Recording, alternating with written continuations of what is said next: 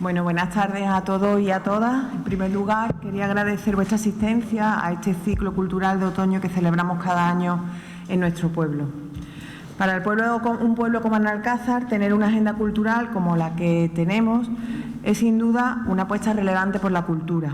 Hoy comenzamos este ciclo, pero como sabéis, en primavera volvemos a contar con 2 semanas de actividades, además de otras que se producen a lo largo del año con motivo de las diferentes fiestas de la localidad. Y todo ello sin ningún coste para nuestros vecinos y vecinas, porque la cultura es un bien que debe estar siempre al alcance de todos y todas. No son pocos los vecinos que además están desarrollando actividades artísticas propias, la escritura, la fotografía, la música, que tienen en Analcázar un nutrido grupo de participantes a los que el Ayuntamiento presta su apoyo en la medida de nuestras posibilidades, porque estamos convencidos de que un pueblo no es nada sin cultura. Hoy comenzamos este ciclo de otoño con una conferencia a cargo de don Alfredo José Morales Martínez, que me acompaña hoy en la mesa y al que quiero dar la bienvenida y agradecer que esté hoy aquí con nosotros. Repasando su trayectoria investigadora y docente, no hay duda que don Alfredo es una de las personas más acreditadas para ofrecernos una visión de la arquitectura mudéjar de la Iglesia de San Pablo de Analcázar. Es doctor en Historia del Arte por la Universidad de Sevilla y catedrático de Historia del Arte en la Facultad de Geografía e Historia de la misma universidad. También es académico de las Academias de San Fernando de Madrid, de Nuestra Señora de las Angustias de Granada y de San Telmo de Málaga.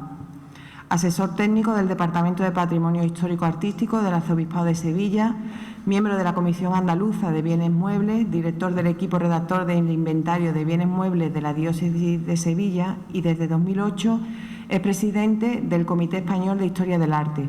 Sus publicaciones corresponden sobre todo a estudios sobre el mudéjar, el arte español del Renacimiento y el Barroco, el arte hispanoamericano y la conservación del patrimonio histórico. Un currículum que continúa y que pone de manifiesto su conocimiento y autoridad en el tema que hoy tratamos. Estoy segura que hoy vamos a conocer mucho más sobre nuestra iglesia como edificio representativo del mudéjar sevillano. Antes de terminar y dar la palabra a nuestro invitado, quiero agradecer también a don Francisco Disloy, párroco de Analcázar, su colaboración para que don Alfredo pudiese visitar la iglesia para preparar la conferencia que hoy nos va a ofrecer. Gracias de nuevo a Alfredo y a todos vosotros por estar hoy aquí. Muchas gracias.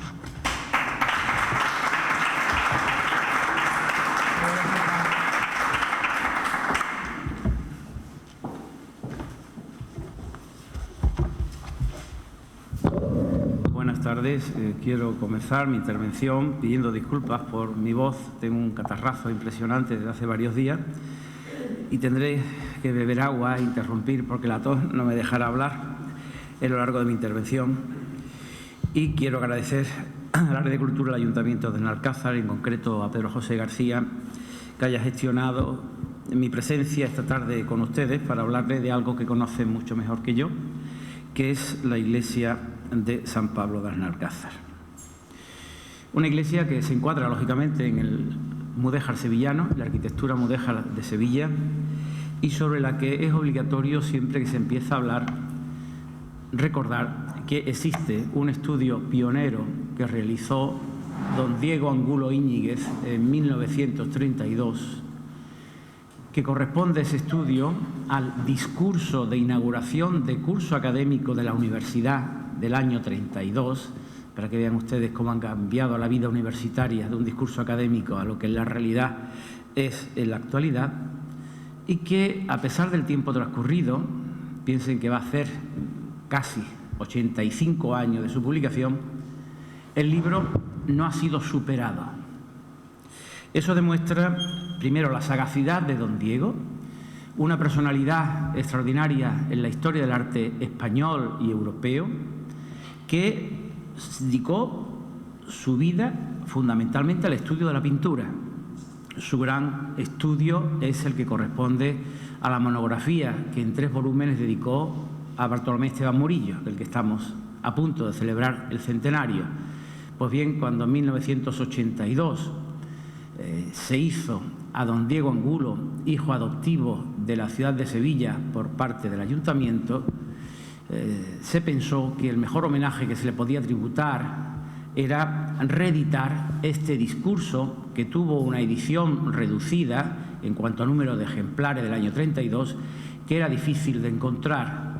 Y las personas que hicieron el prólogo de ese estudio, los arquitectos don Víctor Pérez Escolano y don Alfonso Jiménez Martín, señalaban en aquel momento lo que acabo de decirles: un estudio pionero, un estudio que abrió la investigación sobre arquitectura mudéjar en España y que no ha tenido ninguna obra posterior global que haya superado las noticias, las perspectivas que él planteaba en torno al mudéjar. Ciertamente que se han hecho aportaciones fragmentarias sobre monumentos concretos, sobre áreas concretas, etapas históricas, incluso sobre cuestiones técnicas. Yo mismo he hecho algunas aportaciones sobre el tema del mudéjar en el ámbito del Aljarafe, pero no de las iglesias que hoy vamos a ver aquí, sino de otras a las que me referiré después. Pero insisto que se trata de estudios fragmentados y no completos como el de don Diego. Por consiguiente, cualquier persona que quiera conocer algo de lo que es la arquitectura mudéjar, como punto de partida tiene que acudir a este estudio del año 32, aunque luego, insisto, se han hecho otras aportaciones y publicaciones posteriores. Y lo importante del estudio de don Diego, entre otras muchas cosas, es que nos planteemos en el momento en que se hizo y con qué medios se contaba hoy día. Acabamos de hacer unas fotografías de algunas de estas reproducciones de Hefnagel que enriquecen esta sala.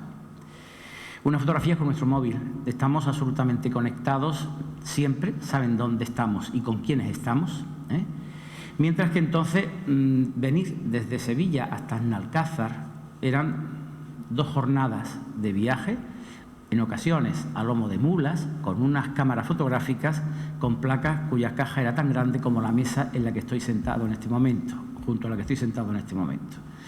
Pensemos bien esas cuestiones para saber la importancia que tienen esos estudios hechos en una fecha tan significativa como 1932.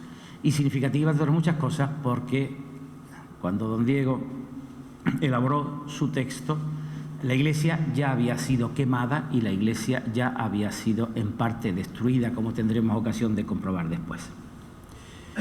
Y fue don Diego el que, al hacer un estudio interesante, se lo digo, porque él no es arquitecto y no había trabajado básicamente sobre arquitectura, con un ojo muy especializado en la materia constructiva, supo ir disgregando los elementos constitutivos de los edificios para establecer unas pautas, unas normas y unos grupos artísticos de edificios similares con objeto de poder establecer una posible cronología, evolución y unas características tipológicas.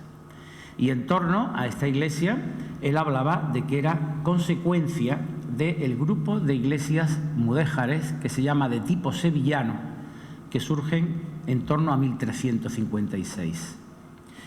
El tipo de iglesia mudéjar sevillana, a la que corresponde San Pablo, de la que él pensaba que era una de las obras maestras de la arquitectura mudéjar sevillana, la vemos en su interior, pero si podemos acudir a cualquier otra imagen de otras iglesias, he traído esta de Omnium Sanctorum, para que vean ustedes de Sevilla cómo no hay tantas diferencias entre unas y otras en el lenguaje, en la articulación, en la formalización. También la iglesia de Omnium Sanctorum fue destruida unos años después, durante la Guerra Civil, con lo cual también lo que estamos viendo es una reconstrucción de esa iglesia, pero tipológicamente responden a el mismo tipo. ¿Y en qué consiste ese tipo? Pues se trata de una iglesia de 3 naves, tienen ustedes la planta del edificio, la mayor más ancha que las laterales, separadas por pilares, pueden ser cruciformes o rectangulares con una serie de molduras en las esquinas, 3 naves que se cubren con estructuras de madera, la principal, la central, con una armadura de par y nudillo. Esto no es un artesonado, esto es una armadura de par y nudillo, y con estructuras también de madera en colgadizo en las naves laterales. Independiente del buque del templo es la cabecera. La cabecera es una estructura gótica, con contrafuertes exteriores, poligonal, que suele tener dos tramos, uno recto y otro poligonal, con contrafuertes radiales para contrarrestar los empujes de las nervaduras. Así, la cabecera es una solución típica, tradicional de la estética gótica, mientras que el cuerpo de naves lo que hace es acudir a soluciones procedentes del mundo islámico. De hecho, en esta iglesia, en este tipo de iglesia mudéjar sevillano, se produce una perfecta simbiosis de los elementos de origen cristiano y de origen musulmán que caracteriza al mundo del mudéjar. Una estética que no hay que vincular en absoluto a operarios de origen musulmán, sino a cristianos también, y que realizaban estas obras porque era lo que la sociedad del momento pedía. Eran las obras más actualizadas, más en moda en estos momentos, y por consiguiente eran principios de gusto estético los que determinaban la organización y el encargo de este tipo de obra. Y abajo tienen ustedes, además de esta sección del edificio, tienen ustedes una imagen que yo recuerde y que conozca, la única anterior a la quema de la iglesia de San Pablo el 7 de septiembre de 1932, donde vemos, eso sí, el fantástico óculo de la nave principal cubierto por una cortina para evitar la luz que inundaría y molestaría en el presbiterio durante la celebración de la misa, y ven ustedes el coro con su facistol, los tintinábulos, la tribuna del órgano y una de las lámparas con su pescante que aparecería seguramente en el presbiterio de la iglesia.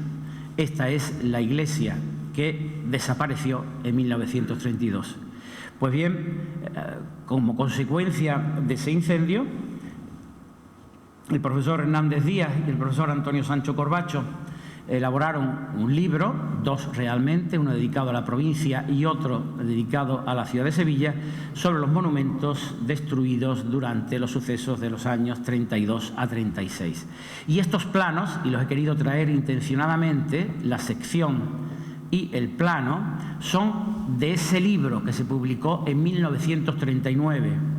¿Por qué digo eso? Pues porque todos los que hemos estudiado con posterioridad este edificio, incluso hemos reproducido la planta del edificio en la Guía Artística de Sevilla, en el Inventario Artístico de Sevilla y su provincia, en los estudios sobre el mudéjar, hemos acudido a esta planta limpiando, eliminando aquellos elementos que habían desaparecido con el paso del tiempo. Por ejemplo, la existencia de este cementerio que aparece aquí recogido, que ya no está, y algunas otras dependencias que han sido modificadas del entorno de la sacristía. Pero me interesa que sepan eso porque en este plano hay un fallo que no se ha corregido en ninguno de los planos posteriores, y es que existe una distorsión entre el eje de la cabecera y el eje de la nave central. Es decir, existe una ligera desviación entre el arco triunfal y el cuerpo de naves. No se refleja aquí, y como no se ha visto reflejado en una planta, nadie que haya estudiado con posterioridad ese edificio ha percibido esa anomalía, que puede tener una explicación cronológica que después intentaré explicarles. Así quedó la iglesia después del incendio de 1932, en alberca durante mucho tiempo, con todo el ajuar litúrgico desaparecido.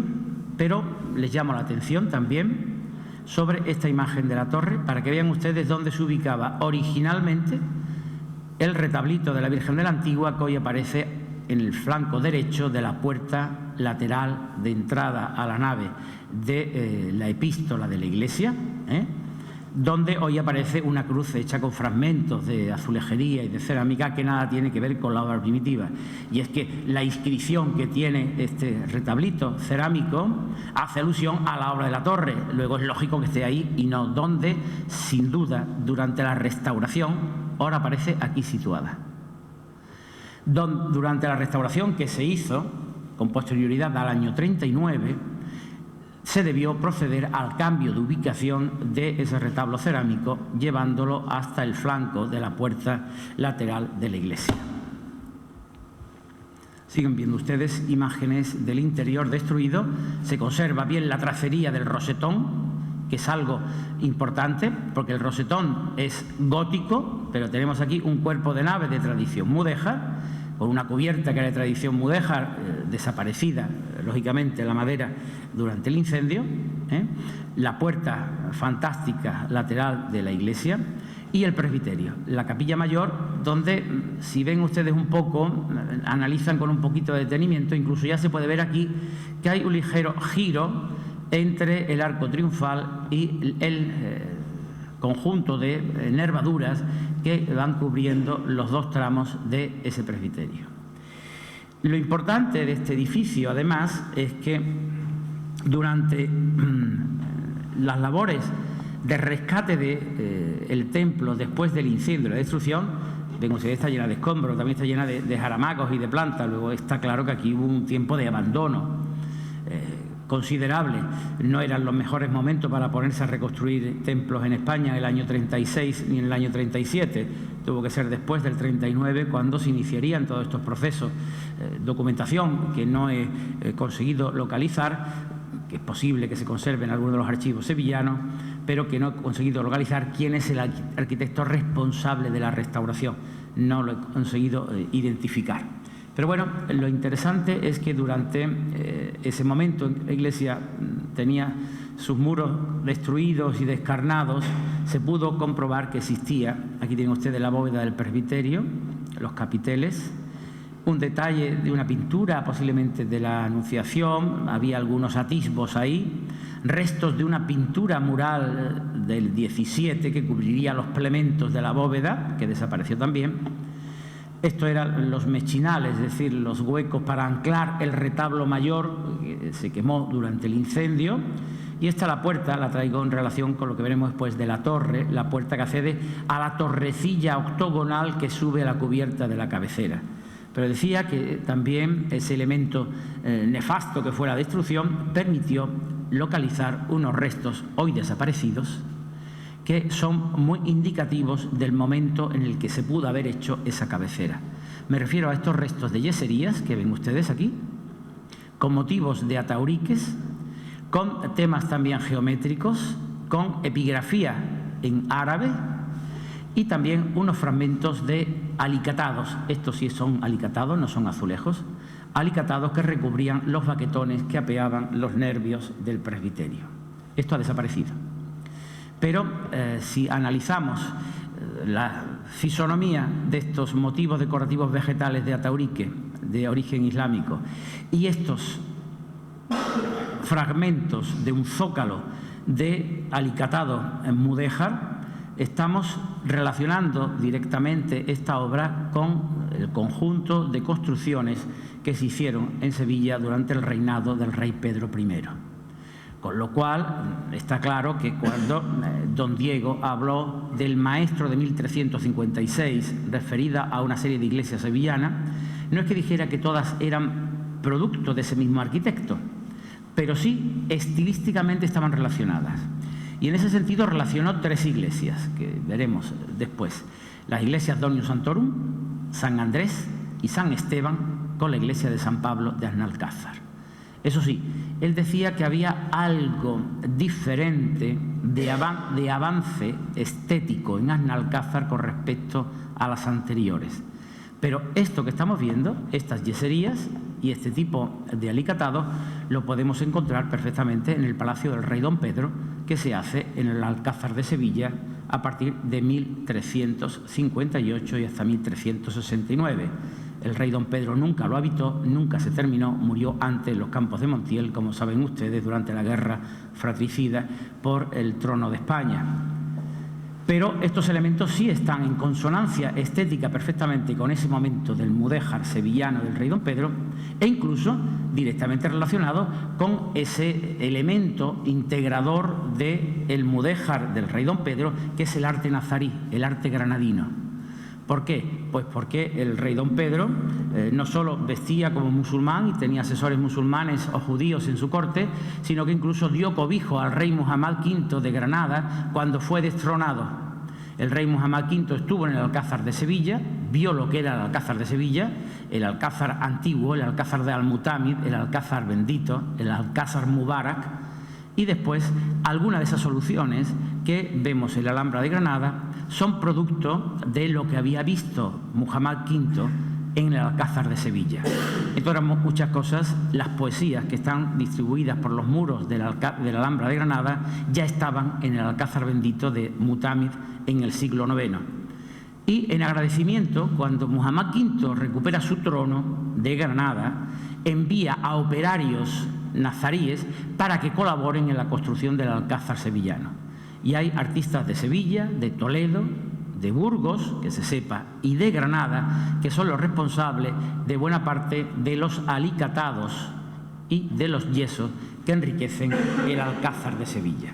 Por consiguiente, aquí sí podemos tener una referencia, hoy desaparecida, lamentablemente, desaparecidas, pero que nos permiten situar en ese punto, en ese entorno del rey don Pedro, la construcción al menos de la cabecera de la iglesia, porque después volveremos al tema cronológico para que vean ustedes que es mucho más complicado de lo que parece. Recuerden que estamos en el Aljarafe. No les voy a explicar a ustedes lo que es el Aljarafe, pero sí les voy a hacer una aclaración importante.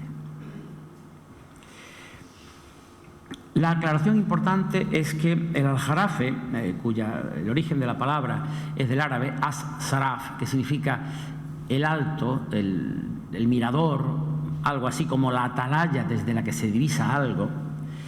Empezó a generalizarse el nombre de Aljarafe, se utilizó indebidamente, y eso ha sido un tema muy problemático para los historiadores, como campo de olivos, porque el Aljarafe tenía una enorme cantidad de olivos. No tantos como podemos sospechar, porque había también mucho cereal, pero los cronistas musulmanes siempre describen la riqueza de esos bosques de olivos que había por el Aljarafe. Hoy, si hablaran del Aljarafe, hablarían de esos bosques de acosados que están inundando, destruyendo todo el paisaje del Aljarafe. Pues esos olivos de entonces empezó a llamársele Aljarafe por derivación de la comarca del territorio físico del Aljarafe. Y en ocasiones los documentos de las herencias, de los límites jurisdiccionales, han hecho que se haya ampliado enormemente el término del Aljarafe, confundiéndolo realmente de lo que son sus límites verdaderos.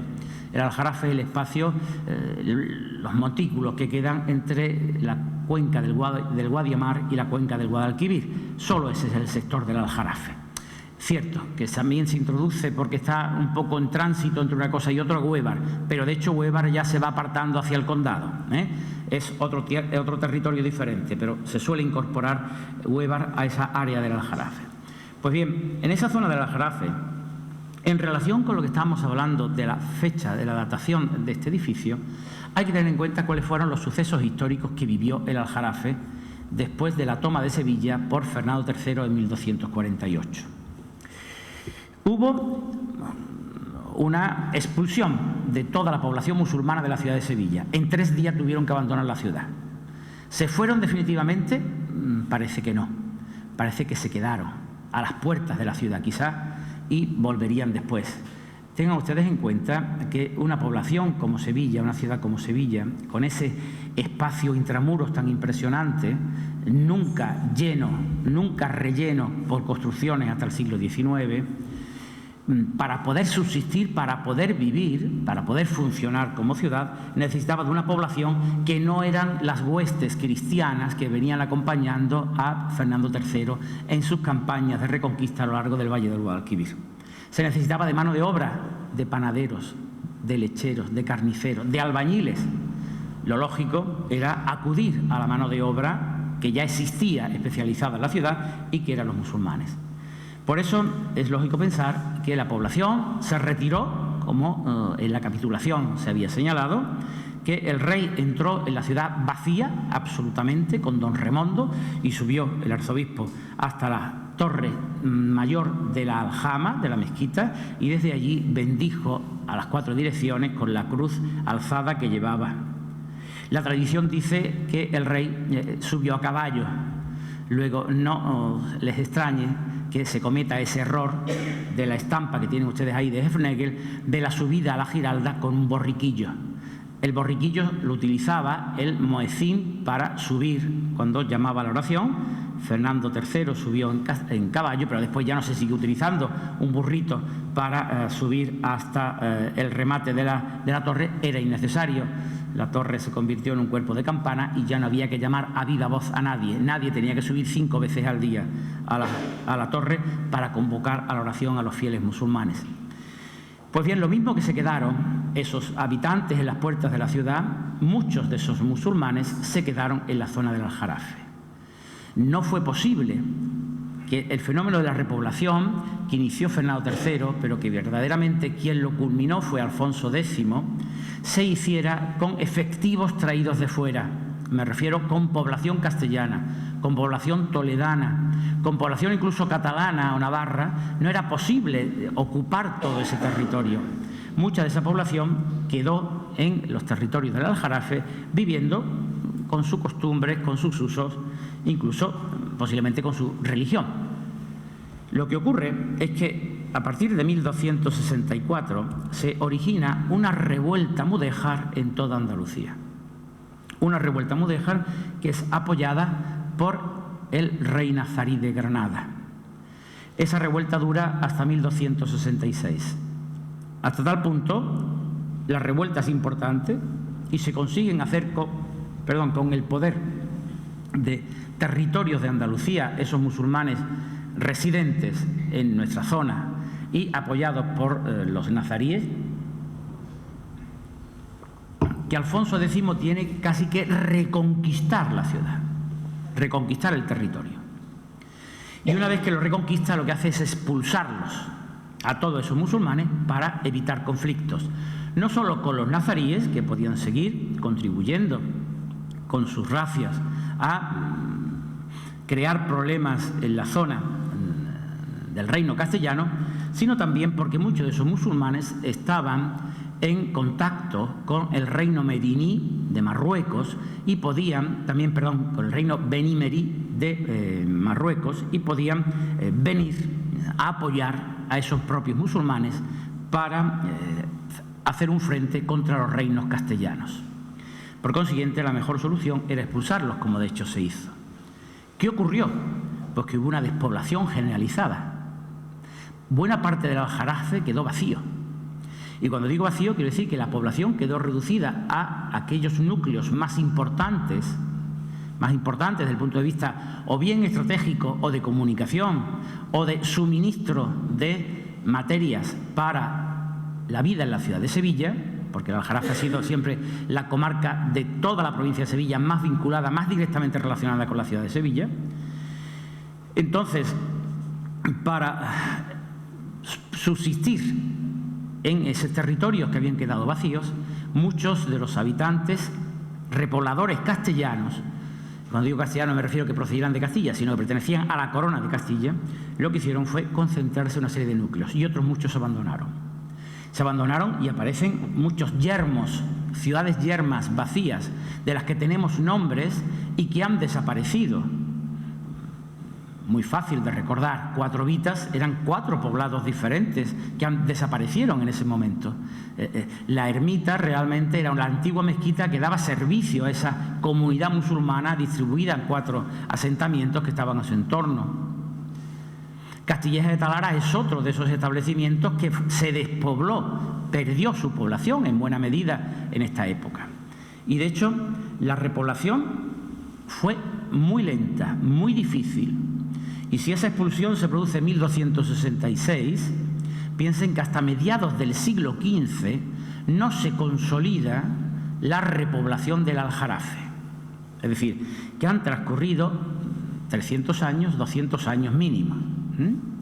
200 años donde la población ha visto mermadas sus fuerzas y donde se han ido perdiendo muchos núcleos habitacionales, porque la gente se ha concentrado en algunos de ellos. Digo esto porque si tenemos ese proceso de pérdida poblacional, hay un censo del año 1534 sobre el vecindario que había en Alcázar en ese año, y se dice que había 438 vecinos, lo cual no deja de ser sorprendente cuando se hace el estudio del año 32, el año 36 de don Diego, había 2.400 vecinos en Alcázar. Si había 438 vecinos, ¿qué necesidad tienen de una iglesia de estas características? ¿Qué posibilidades económicas tienen de construir una iglesia de estas características? Alcázar estuvo siempre vinculada, fue tierra de realengo, vinculada por una parte al concejo de Sevilla y al cabildo de la catedral. Pero claro, para una población tan reducida no es preciso hacer un templo de esta monumentalidad. Es más, otra cosa importante a considerar. Cuando se produce el fenómeno de la Reconquista, lo primero que se hace siempre por los vencedores es ocupar el territorio y ocupar los edificios preexistentes. La aljama, es decir, la mezquita mayor de la ciudad, se convirtió en Catedral de Santa María. La antigua mezquita de época emiral de Ibn Abbas se convirtió en la Colegiata del Salvador. En Córdoba, la antigua aljama se convirtió en Catedral de Santa María. Pervivió la aljama de Córdoba transformada en catedral hasta nuestros días. La de Sevilla desapareció a partir de 1402, es el acuerdo de construcción del edificio gótico que todos conocemos, pero las obras efectivamente no empiezan hasta 1430, poco más de los años 30, 32, 33. Y la iglesia del Salvador, tal y como hoy la conocemos, empezó a construirse a fines del siglo XVII. Es decir, pervivió la antigua mezquita de Ibn Abbas de época emiral hasta fines del siglo XVII.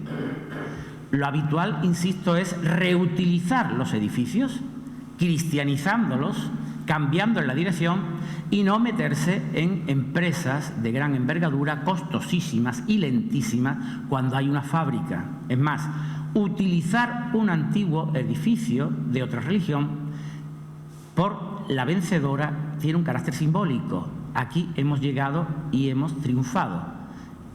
Vosotros sois sometidos, nosotros hemos conquistado la ciudad. Por consiguiente, en una primera etapa, lo que se hace habitualmente es utilizar los elementos que existen.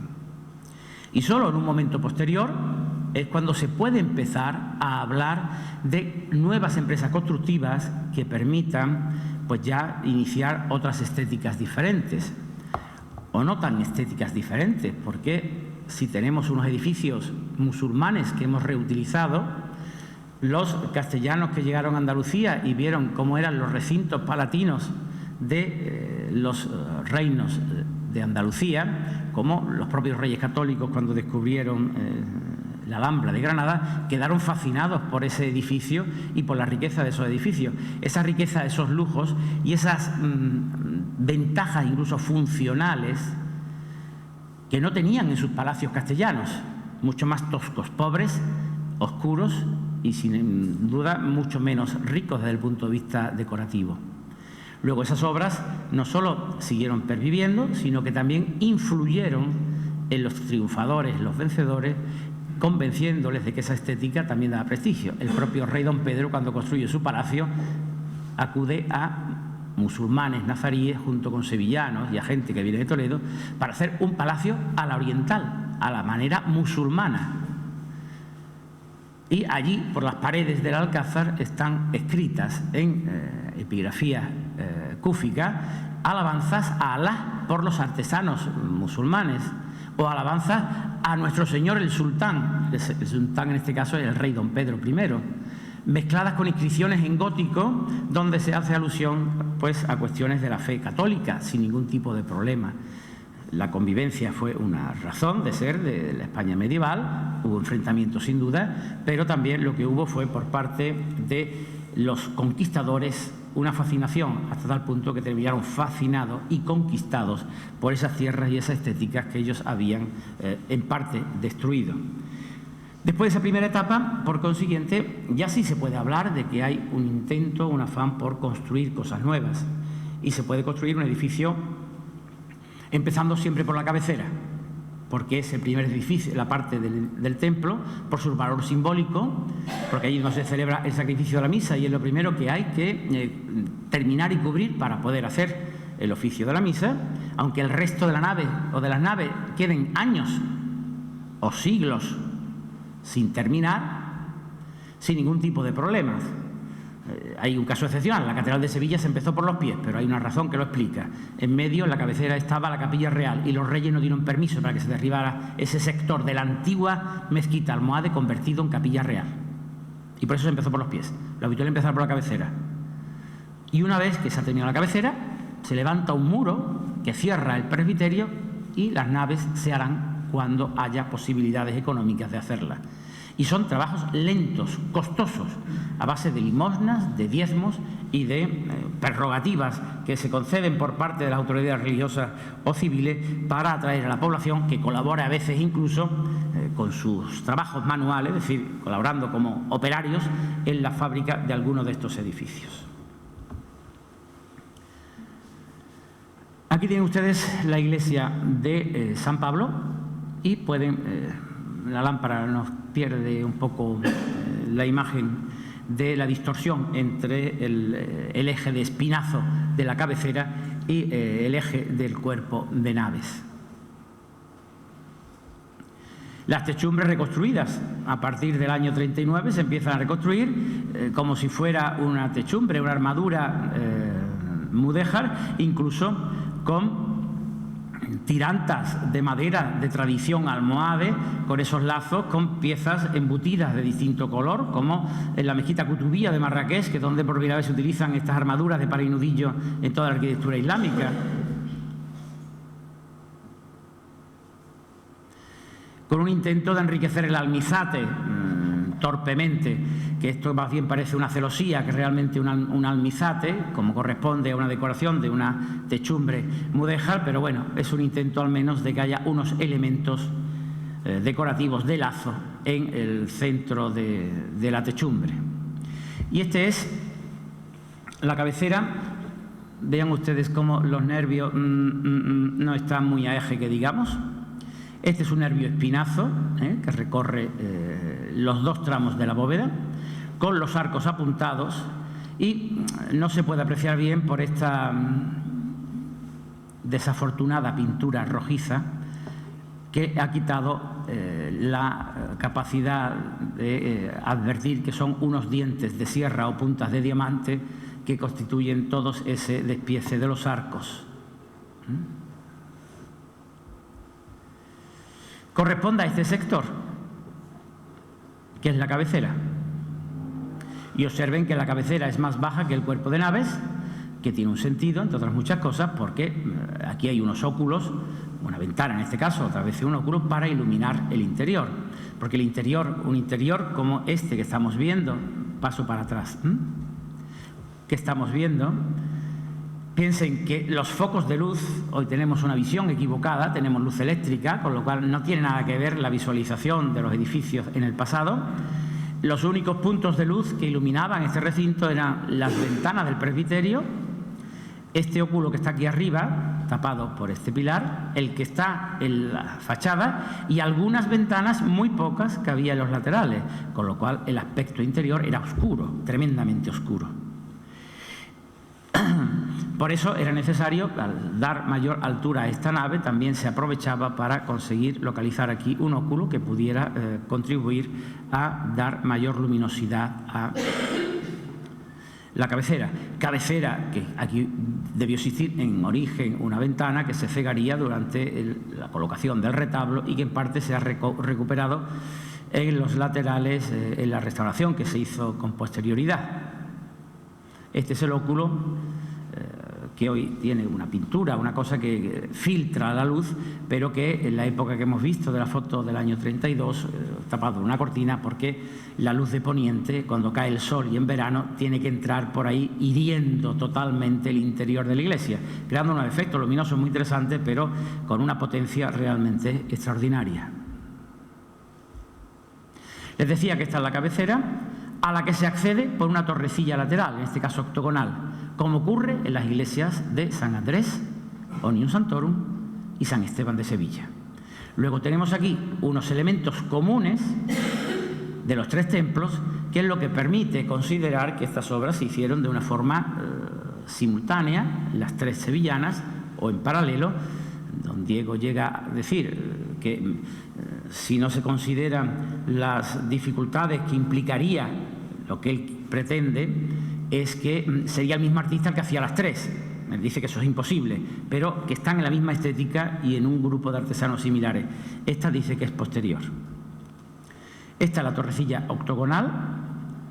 Vemos aquí la cabecera que en las fotografías del incendio se puede ver que durante algún tiempo, después del incendio, tuvo una cubierta de tejas, que se recuperó la techumbre, la cubierta en azotea, aunque no sea plana, después de la restauración. Y tenemos aquí unos elementos que son fundamentales para poder precisar la cronología de esta cabecera de la iglesia.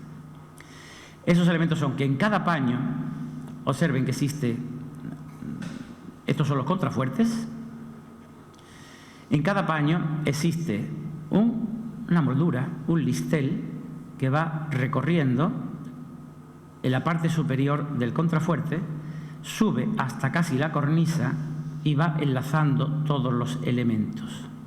Y en esa cornisa, en ese alero, aparecen unos modillones de lóbulo o de rollo, pero modillones de lóbulo de rollo que van cambiando según el tamaño del tramo al que corresponden. El del testero son 5, el de los flancos u ochavos son 4, el de los laterales son 3, pero correctamente distribuidos. Y además estos modillones de lóbulo de rollo son un recuerdo de la solución, de la ampliación de la mezquita de Córdoba por Abderramán II en el siglo IX. Es decir, esta solución que hay aquí de modillones de lóbulo de rollo con esta banda que los corta, lo podemos ver en la mezquita de Córdoba. Eso es típico del arte califal.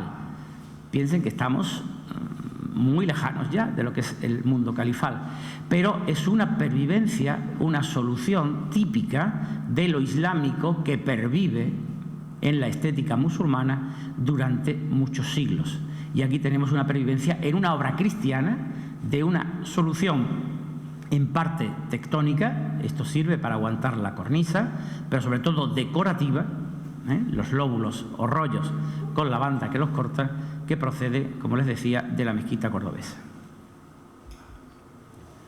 Aquí tienen ustedes esas tres iglesias a las que me he referido anteriormente, a las que enlaza o relaciona don Diego Angulo con San Pablo de Analcázar. Tienen ustedes, en este caso, Omnium Sanctorum, San Andrés y San Esteban. Observen cómo, aparte de estas ménsulas que también se dan aquí, aquí tienen ustedes el listel que reúne, que sube, que vuelve a bajar, como lo tienen ustedes aquí, como lo tienen ustedes aquí.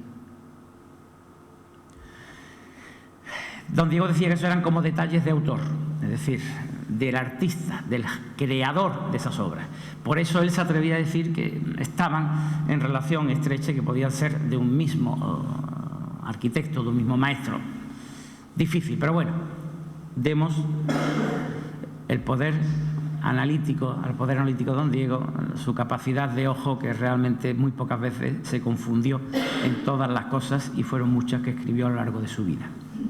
Y otra cosa que sí nos interesa mucho ver aquí, y es cómo están los modillones del óvulo, los ven ustedes aquí perfectamente, pero también cómo hay un almenado, unas gradas de almenas cerradas, almenas en escalera, que aquí existen. Lo que pasa es que hoy no existen.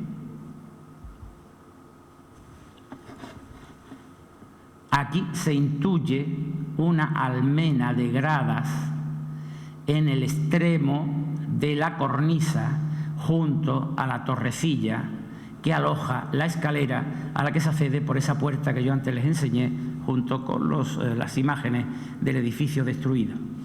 Una puerta de arco túmido que accede a esta escalera, una escalera de caracol que tenía una salida por este lugar y luego el acceso directo hacia la cubierta de la cabecera. ¿Qué pasa con el cuerpo de naves? Pues yo considero que el cuerpo de naves es algo posterior y ya quizás metiéndonos en fecha bastante avanzada porque tenemos una documentación en paralela que nos puede servir para identificar parte de esa obra o datar parte de esa obra. La fábrica de esta iglesia del Señor San Pablo es obligada para siempre a hacer cantar la misa de la cruz los viernes del año por Alfonso Enríquez, canónigo de la iglesia de Sevilla y beneficiado de esta. Esta lápida está puesta a la izquierda del arco triunfal en la actualidad. Y esta lápida nos habla de un personaje que se llama Enríquez, Alfonso Enríquez, y ya lo indicaron en los estudios que se hicieron por Hernández Díez y Sancho Corbacho, que en una monografía que publicó don Joaquín Azañas y Larrúa sobre maese Rodrigo Fernández de Santaella, fundador de la Universidad de Sevilla en 1502-8, según algunos documentos, había un canónigo de este nombre que había sido enterrado en 1479 en la capilla de San Gregorio de la Catedral Hispalense. 1479 puede ser muy bien la fecha en la que este señor, Alfonso Enríquez, patrocine la construcción del cuerpo de naves o una buena parte de la construcción de las naves y de la cubierta del edificio. Y en agradecimiento, la fábrica no solo coloca esta lápida, sino obliga al canto de la misa los viernes de la cruz en recuerdo, en memoria, por el alma de este canónigo y beneficiado de la Catedral Sevillana, Alfonso Enríquez.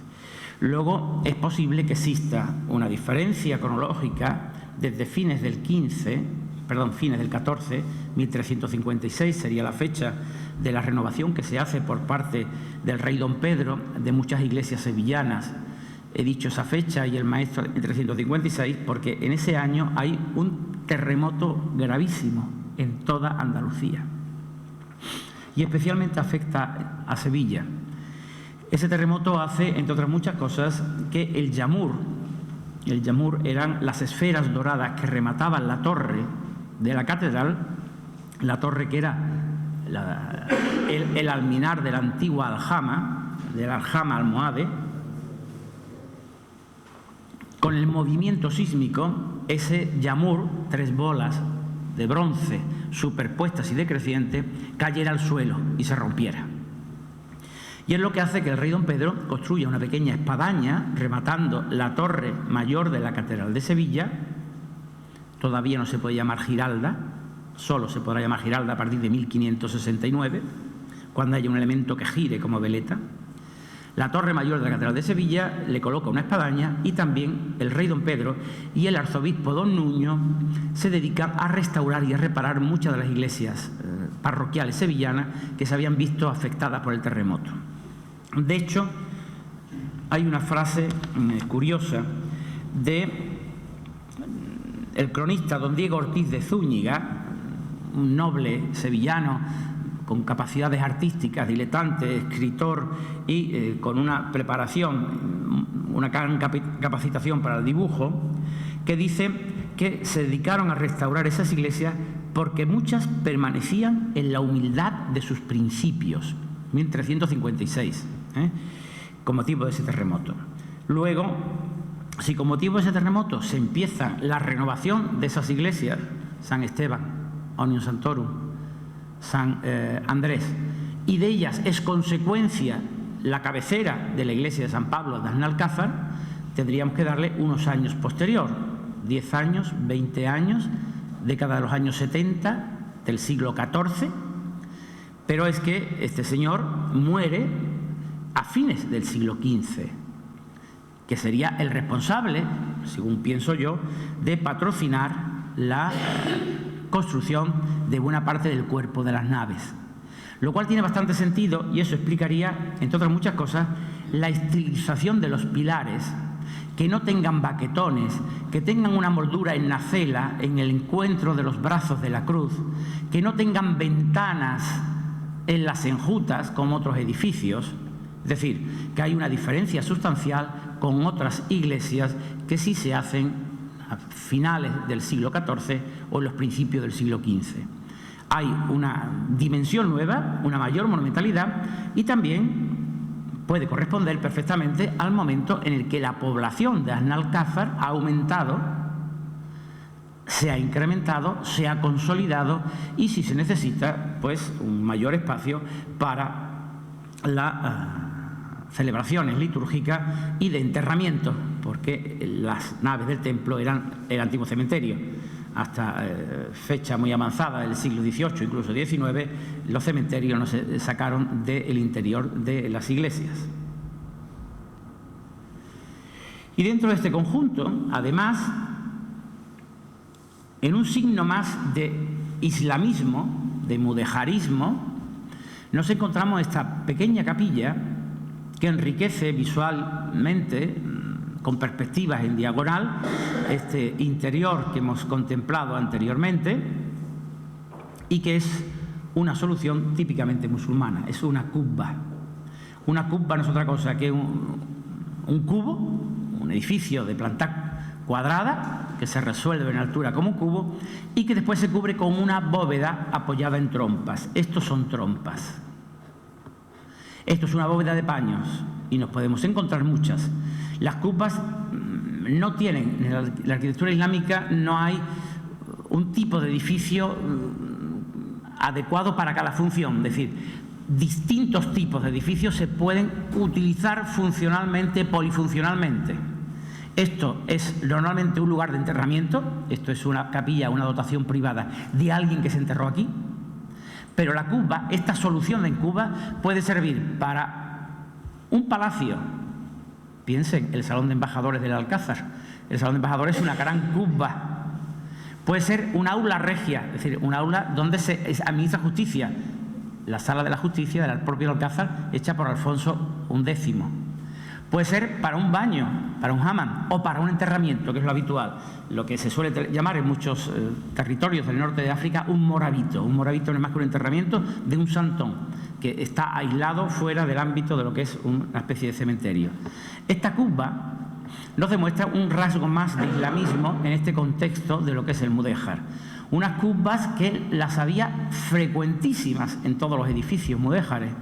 Quizás las más conocidas porque son las más llamativas desde el punto de vista decorativo. El intradós presentan decoraciones de lazo, sean las que corresponden a la actual iglesia de la Magdalena de Sevilla, antiguo convento de San Pablo, donde tiene su sede la Hermandad de la Quinta Angustia, que tiene unas labores de lazo.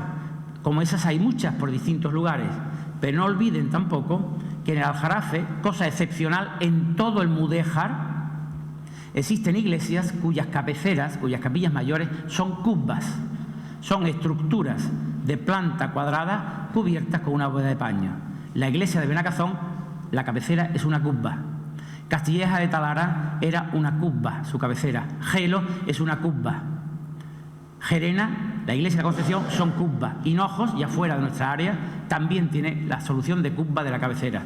Una solución absolutamente islámica, para un recinto que siempre se había pensado que se había utilizado para ella la estructura, las soluciones góticas, porque eran propias de los cristianos, no las musulmanas. Pero, como antes les decía, la fascinación hacia el mundo musulmán es tan grande que hasta esos espacios tan sagrados pueden solucionarse como una fórmula o con una fórmula de tradición islámica. Son excepcionales esas iglesias. El problema que tienen esas iglesias es que funcionalmente, y por eso se dejaron de hacer, el arco triunfal resulta muy estrecho, con lo cual la visualización desde el resto de la nave, de los oficios litúrgicos del presbiterio, quedan muy limitados para los fieles que acuden a la ceremonia, y eso sin duda es lo que hizo que desaparecieran esas soluciones tan originales y únicas, insisto, que hay en el Aljarafe sevillano. Y completamos el recorrido por la iglesia para hablar de problemas cronológicos y problemas estilísticos con las portadas. Esta que no he podido ver bien, que se intuye, que es muy sencilla, es la más sencilla de todas, que es de ladrillo, no sé hasta qué punto parece que sí, pero que es un ladrillo doble, es decir, que hay una hilada roja y otra hilada amarilla, y que sí es, por supuesto, esta extraordinaria pieza que es la portada de los pies de la iglesia. Una portada con ladrillo fino, aplantillado, hecho para ser visto. No esto que tienen ustedes aquí delante, que jamás se hicieron para ser visto. Esto estuvo siempre revocado y dejarlo así es una aberración. Estos ladrillos sí, estaban hechos para ser vistos. Son ladrillos que aguantan por su cocción, por la finura del grano, la intemperie. Ojo, que estaban luego todos enjabelgados. Tenían encima una mano de cal muy ligera con pigmento y encima incluso se despiezaban, no estos ladrillos en ocasiones, sino incluso sillares, imitando una labor de sillares que ha desaparecido. Pero esta solución de portada que se adelanta con estructura trapezoidal, con estas arquivoltas, 3 arquivoltas, con los baquetones y sobre todo este alero de ménsulas y la cornisa con merlones de grada o en escalera o cerrados, como ustedes quieran, está demostrándonos ya una estética mucho más avanzada. Y cuando digo mucho más avanzada, si el cuerpo de naves puede ser de la segunda mitad del siglo XV, aquí estamos hablando ya de una obra que se hace, si no en 1500, a lo mejor en 1510, o incluso algo después. Y especialmente importante, excepcional, es esta portada lateral. Porque no solo tiene esa unión de los ladrillos bícromos, típicos del mudéjar, de estos años de tránsito del 15 al 16 del arte Reyes Católicos, sino que además las enjutas, las enriquece con una extraordinaria labor de lazo, hecha en ladrillo aplantillado, ladrillo hecho a molde para colocarse en las enjutas del arco. Es una obra verdaderamente excepcional, no única, pero sí lo es, en tanto que no son muchos los ejemplos. Santa Catalina de Aracena hay algún ejemplo, por ejemplo, que me venga ahora mismo a la cabeza.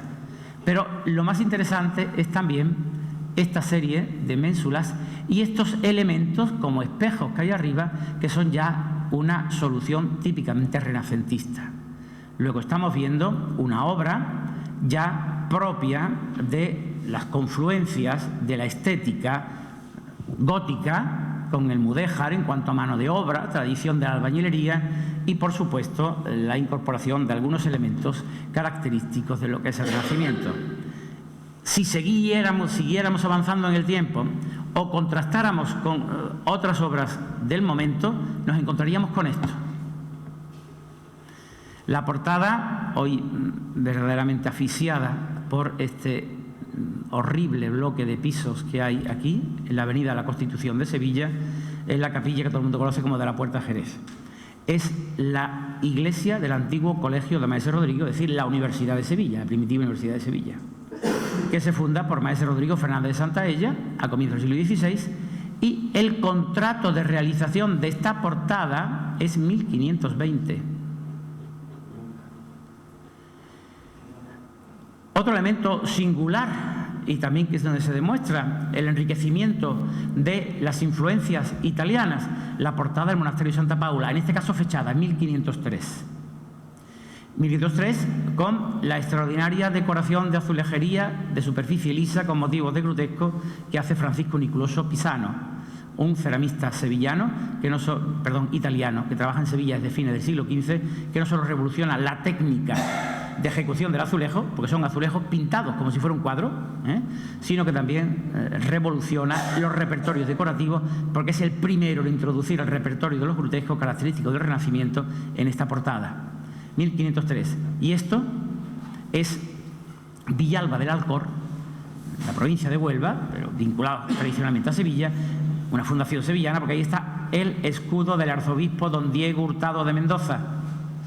Don Diego Hurtado de Mendoza, cuyo sepulcro se encarga a Italia Domenico Fancelli por su hermano el conde de Tendilla en 1502 y que se coloca por el propio Fancelli en 1508.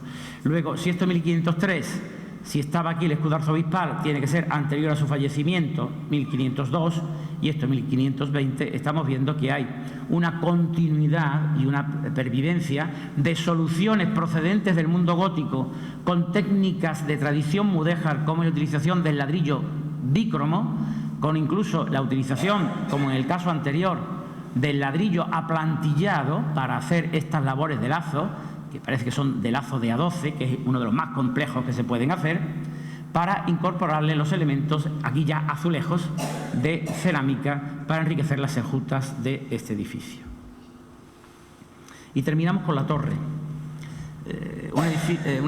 Una construcción problemática porque siempre se ha querido ver en ella un antiguo alminar. Es más, hay quien ha visto ciertos paralelismos con la torre de la ermita de Cuatro Vitas, que fue el antiguo alminar de la mezquita almohade que allí existió. Pero si ustedes tienen la curiosidad de medir simplemente el lado de esta torre comparado con el lado de la torre de Cuatro Vitas, verán que esto es un tercio más grande. Y un tercio más grande es raro incluso para un alminar. Esto es algo diferente, muy diferente. ¿Qué es? No lo puedo decir. Es una construcción que tiene una estructura mudéjar. Sí es curioso que alguien acostumbrado a analizar fábricas de arquitectura, como es el arquitecto Ambrosio de Figueroa, cuando en 1763 viene a Alcázar para inspeccionar la iglesia y ver los problemas que tenía, dice que era una atalaya antigua. La utilización de la palabra atalaya no creo que sea caprichosa. Él veía ahí quizás un resto de una construcción militar. Por el punto en que se encuentra, no es extraño, estamos en el recinto del Alcázar, con lo cual, ¿por qué no pensar que ahí hubiera una construcción? Sí es algo diferente a la iglesia, porque está unida a la iglesia por una serie de dependencias contiguas, pero no enlazada directamente. Y es algo diferente a la fábrica de la iglesia. Si sabemos que la iglesia, más o menos, 1356, esto es anterior, posterior desde luego no lo es. Sí es cierto que su interior se resuelve de una forma bastante relacionable con esa torre de Cuatro Vitas que antes les decía, porque son tramos de escalera en torno a un machón central cuadrado, donde, por medio de escaleras, no rampas, aparecen una serie de bóvedas de aristas y bóvedas de cañón en cada uno de los tramos. Pero cada uno de los tramos hasta llegar aquí. Porque a partir de ahí lo que nos encontramos es el cuerpo de campanas. Y el cuerpo de campanas es la obra que hace Ambrosio de Figueroa. Y Ambrosio de Figueroa, para hacer este cuerpo de campanas, lo que hace es construir sobre la estructura primitiva una gran azotea y coloca una escalera de caracol, que es esta, desde la que se accede a esta azotea, y sobre la cornisa que monta, esta volada cornisa, coloca un pretil con estos elementos, estos remates, con bandas de cerámica azul sobre el fondo blanco, resaltando las líneas compositivas del edificio, hoy quizás excesivamente resaltadas por la pintura roja que se le ha dado a los muros, a elementos arquitectónicos del edificio, pero que es también propio de la tradición de la arquitectura sevillana desde el siglo XVI, con Hernán Ruiz a la cabeza, que es quien recupera esa antigua tradición del mundo medieval sevillano cuando construye el cuerpo de campanas, en este caso sí, de la Giralda. Aquí ven ustedes la cruz a la que me refería antes, hecha con fragmentos de cerámica. Aquí estaba el panel de la Virgen de la Antigua, lo tienen ustedes aquí, y en ese panel de la Virgen de la Antigua se habla de que esta torre y esta obra se terminó en 1764. Luego está claro que esa obra de la torre es la que inspecciona Ambrosio de Figueroa en 1763. Él evalúa incluso ese nuevo cuerpo de campanas en 49.000 reales y la obra se da por concluida en 1765. La fecha de este azulejo es 1764. Está correcto porque lo que se hace es, en los libros de fábrica, se asienta el finiquito definitivo de la obra en 1765. Es él, sospecho, el autor también de esto. de rematar la cabecera con una cornisa similar a esta y con unos elementos decorativos similares a los que aparecen aquí arriba, con lo cual la presencia incluso de la azulejería le permite unificar estéticamente esos dos elementos, esas dos áreas del edificio y darles una unidad. Lo mismo que él hace otra cosa importante, y él habitola todo el paramento después de revocarlo completamente, siguiendo lo que es la estética propia del barroco, que es la que le da el aspecto definitivo a la torre de la iglesia de Aznalcázar. No hay más obras en la iglesia. Tenemos documentadas algunas intervenciones. No se sabe si por problemas de esta, porque no está precisada la intervención en qué consiste, porque por problemas que daba la obra de Ambrosio de Figueroa, pero 2 años después aparece, y en el 67 vuelve a aparecer, Pedro de Silva, que es arquitecto del arzobispado, junto con Ambrosio de Figueroa, son 2 de los arquitectos. ¿Por qué se hace la obra en estos años, 1763? Porque la torre tuvo que haberse visto afectada por el terremoto de Lisboa de 1755, uno de los terremotos más graves que han existido nunca en Andalucía, que provocó problemas en todos los edificios antiguos de la ciudad. En la propia Giralda hubo problemas y hubo unas inspecciones por parte de los arquitectos. En la propia Torre del Oro, que estuvieron a punto incluso de proponer su derribo porque no había seguridad que se mantuviera en pie. Y con motivo de ese terremoto, el territorio del arzobispado hispalense, que era enorme, grandísimo, que ocupaba pues toda la provincia de Sevilla, de Huelva, parte de Cádiz, parte de Málaga y parte de Badajoz, tenía que ser visitado por los maestros mayores del arzobispado.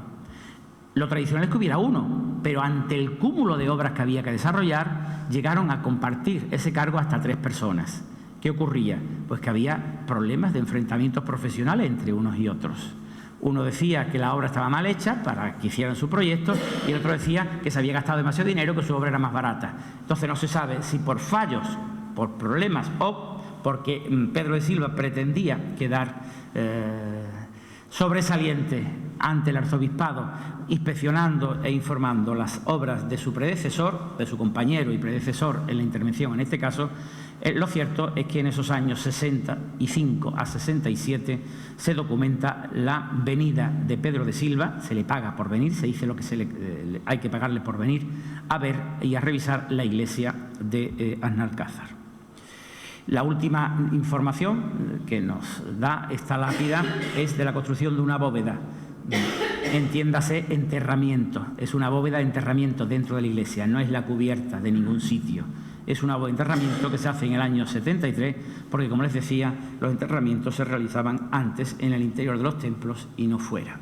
Y después ya hay que esperar a que los sucesos de 1932, con la quema que se produce en septiembre de ese año, haga desaparecer no solo la riqueza, el ajuar litúrgico de la iglesia, los elementos de bienes muebles, sino que durante mucho tiempo la iglesia esté desasistida, en alberca, como lo vieron ustedes, hasta esa restauración donde se trató de recuperar la estética mudéjar del edificio, eliminando desgraciadamente esos restos de yeserías y de alicatados que antes les he mostrado, y después pues se han hecho algunas labores de mantenimiento y pintura no muy acertadas, pero bueno, por lo menos está limpito y está aceptable a la vista de todos. Nada más, que disfruten ustedes de su parroquia. Muchas gracias.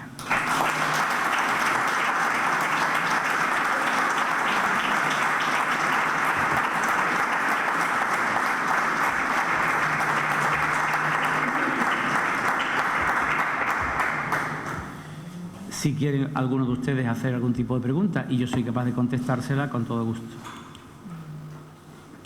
Sí. Dígame. ¿Me podría enseñar por ahí la fotografía en blanco y negro de la quema de la iglesia? Vamos para atrás. Ahí. Yo cuando usted ha explicado lo del techo del presbiterio, que es la fotografía inferior izquierda, he visto una fotografía en internet que el presbiterio está totalmente cubierto, como usted ha dicho. Entonces, ese presbiterio puede que se perdiera en la quema. ¿A qué se refiere usted con...? Perdón, ese techo cubierto puede que se perdiera en la quema de la iglesia. ¿Se refiere usted al tejado que hubo aquí encima? Sí. Sin duda. Si ardió toda la techumbre, estos eran rollizos de madera que estaban apeados en estos huecos. Luego las llamas sin duda afectaron a eso y se perdería. Vean ustedes que aquí hay tejas. ¿No les gusta aquí las tejas? Sí. Entonces el presbiterio tendría una doble cubierta. Claro. Como esto es una doble cubierta. Es decir, encima del almizate no están las tejas. Hay una estructura de madera por encima, a dos aguas. No, pero le digo que lo mismo que la cubierta de madera del almizate, de la techumbre, de la nave principal, por encima tiene una estructura a dos aguas distinta de lo que vemos desde abajo, que es plano.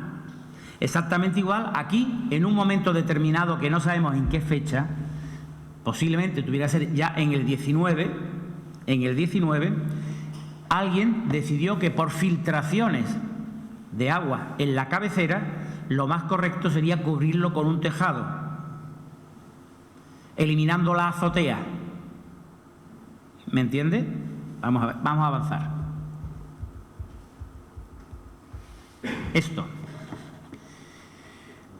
Aquí se hizo un tejado que estaría unido a este, cubriendo todo este espacio.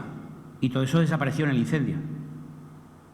Ahí donde voy. Entonces, el tejado ese que desapareció Sí.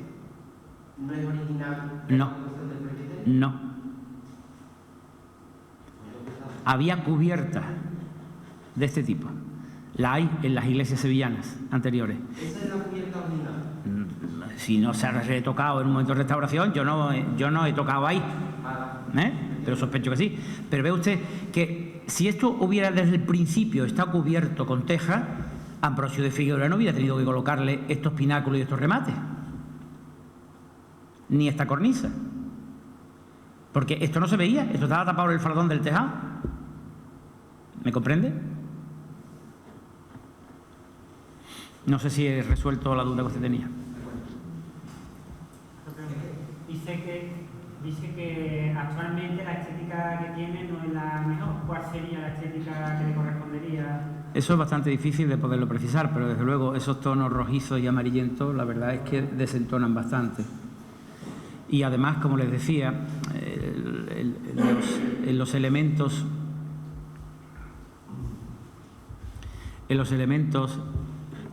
de estos arcos no dejan ver las puntas de diamante que ahí están talladas en piedra. No digo de dejar la piedra vista, ojo con eso, pero sí de por lo menos eliminar esta burda capa de pintura roja que tiene esos nervios. Y esto, el que lo haya hecho está muy bien intencionado, pero sabe bastante poco de arquitectura. Estos nervios estarían unitariamente pintados, no estarían así en su momento. Es más, estarían policromados. Los interiores estaban todos policromados. Antes veíamos una imagen. Aquí se ven restos de pinturas, murales. Todo esto estaba revocado y todo eso estaba pintado. En ocasiones las pinturas eran como una especie de hojas, cardinas, pero los nervios estaban todos pintados, nunca estuvieron vistos. Jamás los elementos estaban vistos. Los interiores jamás estaban blancos, como estamos viendo ahora. Esto es falso, absolutamente falso. Pero es la visión a la que estamos acostumbrados. Todo esto estaba lleno de pinturas murales. En San Pedro de San Lucas la Mayor, desgraciada iglesia, que todavía sigue cerrada, se pueden ver las pinturas murales debajo de las capas de cal. Aquí es difícil porque ya hemos visto cómo ha quedado la iglesia. Pero están las pinturas murales allí, se han rescatado unos fragmentos, pero están prácticamente íntegras, todo estaba pintado. A veces con temas iconográficos de carácter figurativo, vinculados al discurso que se quisiera transmitir a los fieles. Otras veces simplemente un falso despiece de sillares. Es decir, aquí encima pintando como si hubieran unos sillares, uno puesto encima de otro, imitando sillares, aunque esto fuera ladrillo, que de hecho lo es. Diga. Un momentito, que hay por allí también. Le podía dar un poco, bueno, en primer lugar felicitarlo públicamente por la conferencia. Muchas gracias. Y después le podía dar un poco más a detrás de donde está ¿La iglesia quemada o...? Sí, es una curiosidad. ¿Esto? No. Es la portada del Cristo, ¿ves? Si me permite. Es simplemente más que una pregunta, es una curiosidad.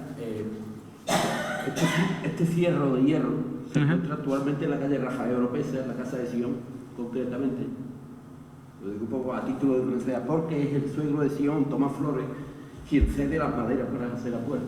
Pero el que me ha llamado la atención al cierro, que está hoy en la calle Rafael Oropesa, lo ponen ahí para que los niños no entren acogenidos y eso en los 13 años está. Y Bueno, uno de los maestros de 1356 no se baraja ningún nombre. no se sabe nada. Desgraciadamente, no somos el Reino de Aragón, donde los documentos se conservan desde el siglo XI. Castilla siempre fue más despreocupada para todo y no se conservan esos documentos. Hay iglesias de aragonesas, mudéjares, donde están las nóminas semanales conservadas del siglo XIII y del siglo XIV. Por cierto, al hilo de esta imagen que me ha pedido que ponga, vean ustedes cómo la fachada estaba pintada simulando un despiece de sillares.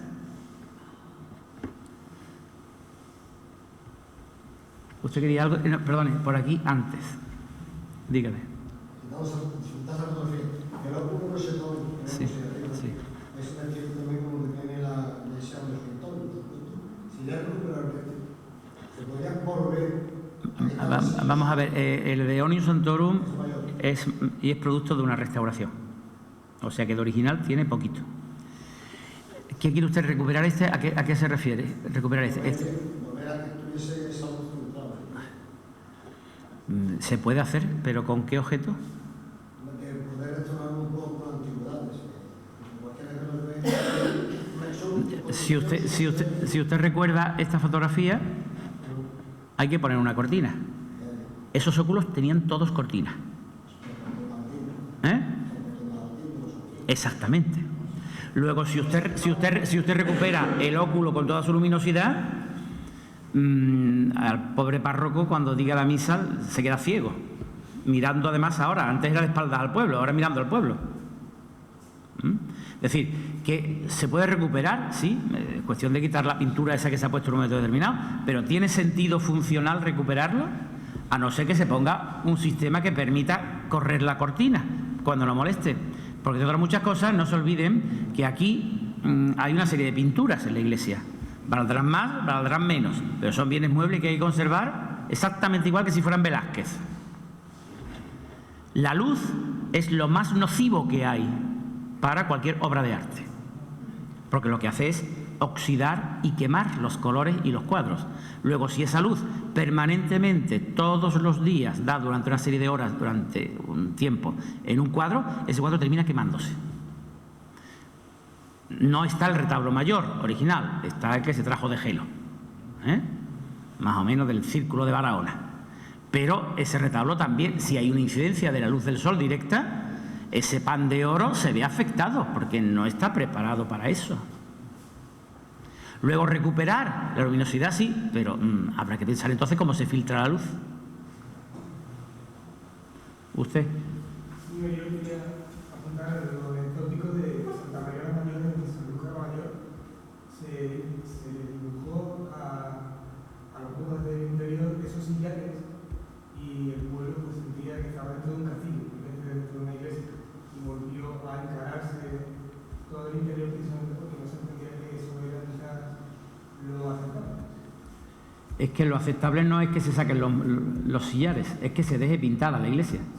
Como el error también es que se hayan picado los revocos de las portadas, que ahora aparecen con unos ladrillos llagueados con cemento, que es una monstruosidad. Porque esos ladrillos estaban revocados y pintados.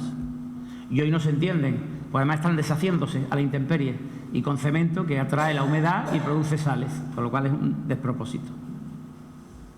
Y eso, ¿por qué se deja en qué manos o en qué criterios se deposita ese tipo de soluciones que al fin y al cabo lo que hacen es... Eso es lo que yo quisiera saber. Hay muchas manos bien intencionadas que son calamitosas para el patrimonio. En el patrimonio hay que utilizar siempre el famoso refrán: zapatero a tus zapatos. Luego que intervengan técnicos restauradores, no aficionados. ¿Algo más? Un elemento que apuntaba de cierta modernidad de la Iglesia de San Pablo con respecto al culto de iglesia de 1356. Hemos hablado de la utilización de los pilares. ¿Hay algún elemento así? No sabemos cómo sería la cubierta, desaparecida, porque aquí esta imagen no nos da mucha información, pero sí se ve que son unas tirantas bastante sencillas, pero muchas. Y sobre todo porque todavía son de madera. En fecha más avanzada, lo lógico es que fueran metálicas. Con lo cual eso nos está dando también un margen relativamente estrecho para movernos. Pero el otro detalle es que aquí no haya ventanas, que pueden ser falsas, pueden ser hornacinas fingidas, pero otras veces son ventanas. Eso hecho demuestra que es un poco más avanzada cronológicamente que esas iglesias sevillanas. Y también es mucho más alta que ellas, Es muchísimo más alta que San Esteban. Vayan ustedes a San Esteban, me refiero al cuerpo de naves. Vayan ustedes a San Esteban, a San Andrés o a Unión Santorum y verán, aunque hemos visto aquí a Unión Santorum anteriormente, esto es bastante más bajo que San Pablo de Alcázar.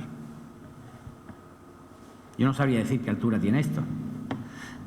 Ojo que este edificio también ha sido restaurado después de la quema en el año 36.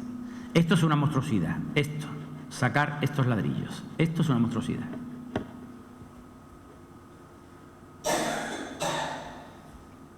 ¿Algo más? Pues nada, de nuevo muchas gracias por su atención. Buenas noches.